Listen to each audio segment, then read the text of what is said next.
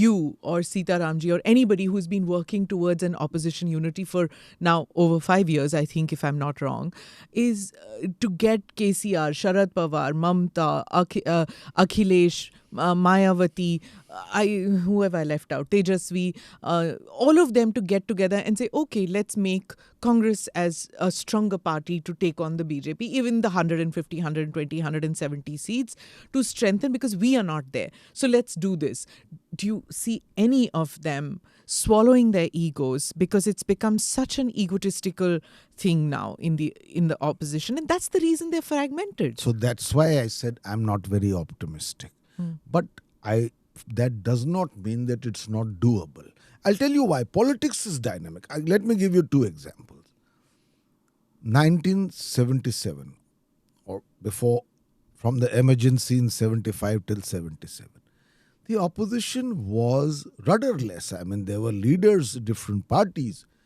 There was an old man. There was a JP. There was an old man sitting in Sadakat Ashram in Patna who woke up and became a cementing glue for an opposition. I'm not saying it was a very successful experiment, but it was good enough to decimate the Congress party post the emergency. Let us take another example, which seems even more invincible. Rajiv Gandhi comes in 84 with 404 MPs. I mean, he seemed to be there forever. Yeah. And in 87, 8 people meet in a drawing room in Delhi. And you know who they are: VP Singh, Arun Nehru, Ramdhan, and so on and so forth. And out of nowhere, a VP Singh emerges. A middle-class messiah to take on. Yes, Yeah. I'm not saying it will happen. And let me not for a moment devalue the popularity of Narendra Modi ji. He is right now undoubtedly Do you forget the there was towering political figure in the country. Do you remember the Anna movement also? So when Anna Hazare came, everybody, I mean not everybody, but there was a section which thought that, okay, here's another person like a JP, who could. But he fizzled out. Just like VP Singh fizzled out at one point of time. Now there's this talk that could it be Nitish? Kya? But there is one lot which say कि वो जो मंडलाइजेशन of politics था, वो मंडल agitation वाला politics, वो नहीं हो सकता. जो नीतीश जी का वो जो कास्ट बेस्ड पॉलिटिक्स सिस्टम है, वो बिहार तक में नहीं चल सकता. क्या वो देश भर में क्या उसका जादू चल सकता है? No, there is a serious challenge now. I'm not saying it's mandal politics, or let us say caste cohesion on certain issues of interest to those castes. It is a factor.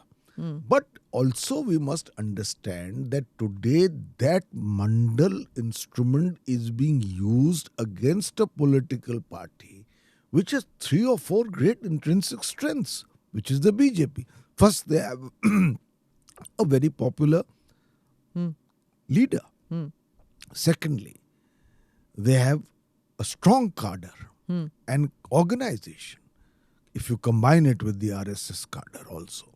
Thirdly, it's a 24/7 electoral machine. Yeah. And fourthly, they have, whether you agree with it or not, a narrative which essentially consists of 3 or 4 elements: Hindutva politics, hyper-nationalism, and, I must say, partly successful welfareism, where targeted help has reached the poorest sections of society. So now, if mandal politics by itself is pitted against this, it's not enough. You have to do something more. So this Congress's Bharat Jodo Yatra is supposedly that, to galvanize the cadres, and once the cadres are galvanized, then fix a narrative. Maybe a year or 2 late in doing this, but then there was COVID or whatever. But that is the idea that the Congress has, that, that they need to, well, understandably so, that get their cadres. But, and you see, at every point of time, they have to battle a party which, as you say, has very strong cadre, has a narrative, knows how to take on the opposition and things, and the opposition looks divided. Now, there's another line which says that this pre-election unity moves is a lost game. Let's not do that. It happens after the election. This fragmented parties get together, and we've seen UPA 1, UPA 2. It works. So let's do that. Let's all get like our own little groups. Let KCR get his, let Mamta get hers. So once it's all done, then like you had a Mulayam or like you had a Harkishan Singh Surjeet getting together and post-election. No, frankly, Smita, I'm not in favor of mere jod-tod politics. If the opposition does not put together a compelling narrative which appeals to people, merely an series of arithmetical permutations and combinations will not create a convincing political entity as opposed to the BJP. It will not. Okay. So, there are legitimate discontents. The opposition has not put its act together. I tell you, price rise, it's hurting people. I know for a fact the middle class has been reduced by almost 22%. The poor have become poorer. We live in a very unequal society where 1% of the rich own disproportionately the wealth and assets of this, while the poor have become poorer.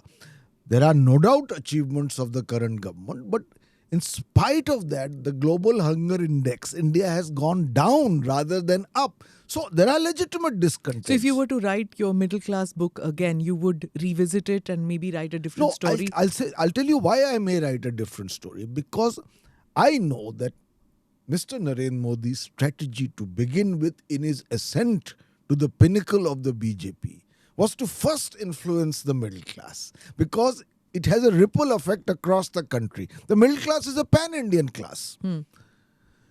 And he did that most successfully as a strong, decisive leader with a vision against the lackluster and somewhat unimpressive performance of UPA 2. So he emerged, and the middle class loves a messiah. And he came as one. Now, if the middle class is disillusioned, the BJP needs to worry. Because you can only do so much of Hindutva. People will go with Hindutva because I think there are reasons for a certain degree of Hindu backlash.